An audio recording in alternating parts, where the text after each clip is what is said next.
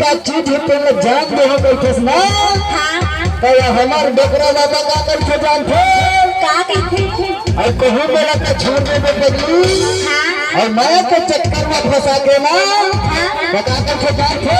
का कहते अरे दगा बाज हंस दगा दे कभी तो पाहू मौका। अरे दगा बाज हंस दगा दे कभी तो पाहू मौका। और तो दिल चीर के बात कर फसरे पगली। और जब बताहूँ तोला जब पाहू मैं मौका। और मैं कैसन हो वो मौका मैं कैसन हो वो मौका। अरे देखो से भी तो बैठेगा क्या कहते दिल का चीज तोला